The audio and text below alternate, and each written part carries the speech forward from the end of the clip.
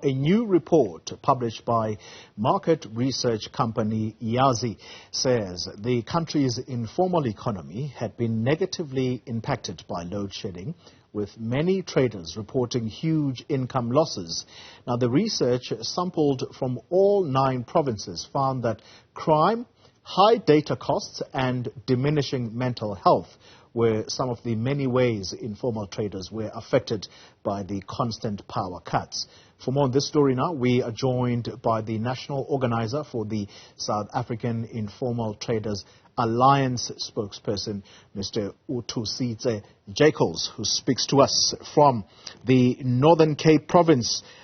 Mr. Jackals, thank you very much for your time. Let's start with the number of informal traders who have been sampled in this survey. Just how many people did you talk to? Good morning to you, Oli, and to the newsroom viewers.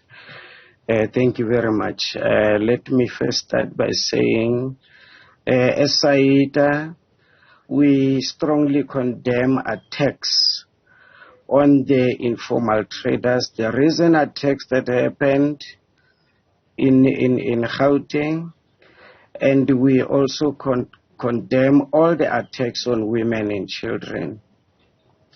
Clearly, we are talking plus minus 4 million informal traders in the country. 4 million people.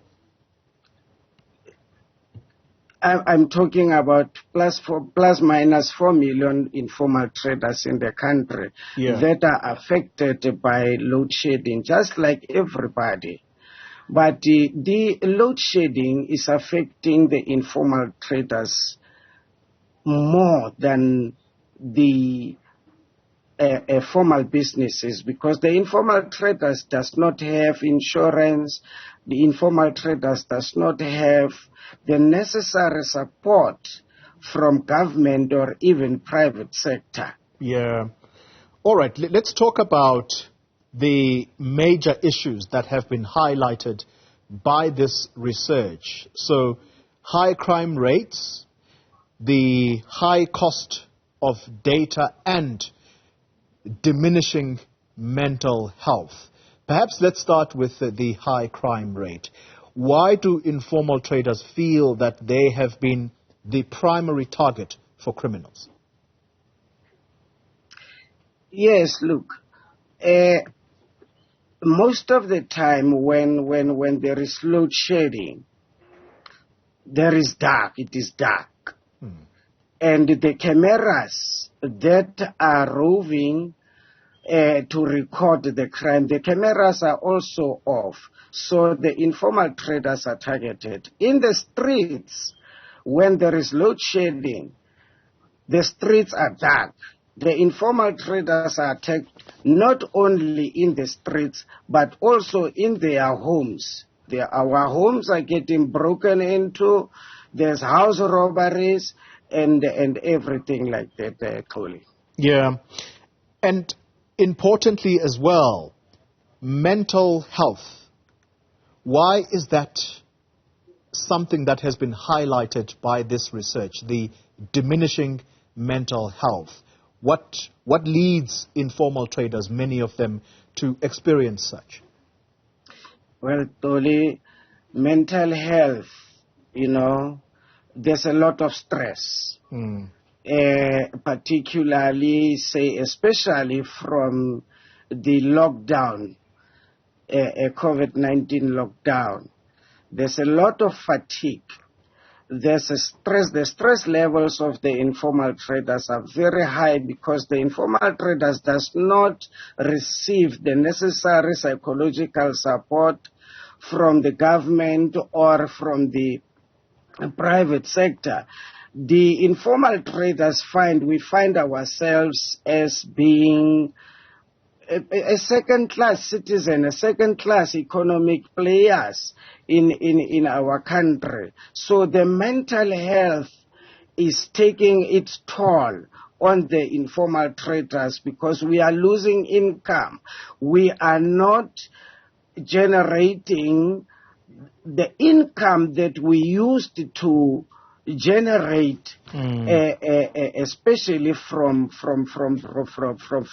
before lockdown, and now this is now exacerbated by these constant load sheddings. I remember at one point, Mr. Jackals, that the Minister of Small Business Development was on some kind of a campaign out there to target people like you who are informal traders to say, we're here as government and we're willing to help.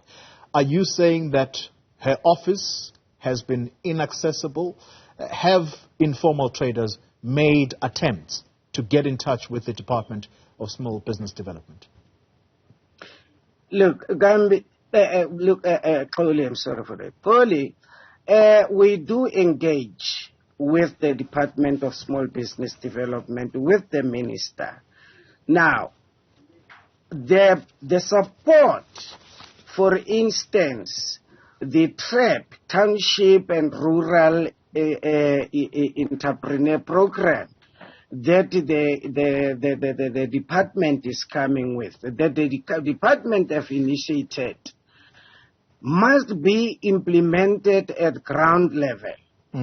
Now, in order for the informal traders to access that funding, is either the informal traders must have registered businesses, which is not the case in most of the traders. The traders are required to have trading permits, but the municipalities, the local government, are reluctant into issuing the informal traders with trading permits. So there are so many challenges into realizing the implementation of these policies and these resolutions. For instance, when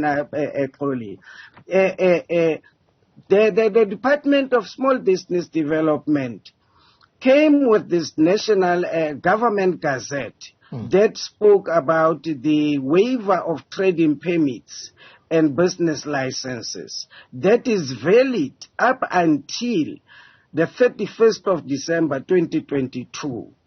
But the problem, actually, is that the municipalities are still charging people. Most of the municipalities have never adhered to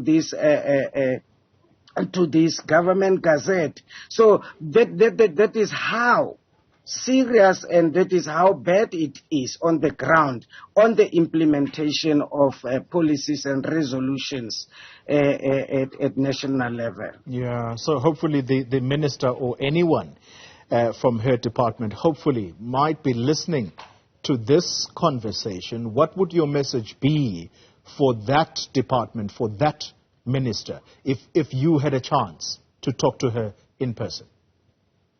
Well, if I had a chance to talk to Minister Stelanda Bini-Abrams in person, I would say, Minister, national government, provincial government, and the local government, the three tiers of government, needs to work together consistently in order to realize the policies, to realize the resolutions that the national government takes, because those resolutions are not implemented up there. They need to be implemented, and there must be monitoring and evaluation of these resolutions and these policies, not just to be drafted, developed, and thrown down there.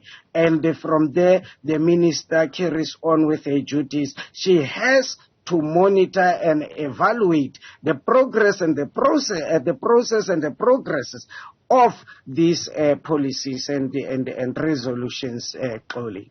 Final question to you, sir. This research concludes with something of a warning that informal traders in the sector say there is likely to be social upheaval within the sector if load shedding continues. Well, as we know, load shedding has been ongoing. In fact, this year, it is probably one of the worst years of load shedding that this country is experiencing, and that doesn't seem to be any end in sight. So How strong is this sentiment from the 4 million plus people that were surveyed here? How strong is the sentiment that people might actually just lose it? Well, truly, I don't think it will be fair to only direct this or take this sentiment as coming from the informal sector alone. The sentiment is a general sentiment from society. You look at the unemployment, the youth unemployment. We are sitting at a boiling ground, whereby at any time this can blow up, and that is not only the sentiment of the informal traders, but that is the sentiment of the community in general. Mr. Othusitse, Jackals, thank you very much for your time. A very worrying sentiment there from the organisers of the South African Informal Traders Alliance. Hopefully, someone high up is listening.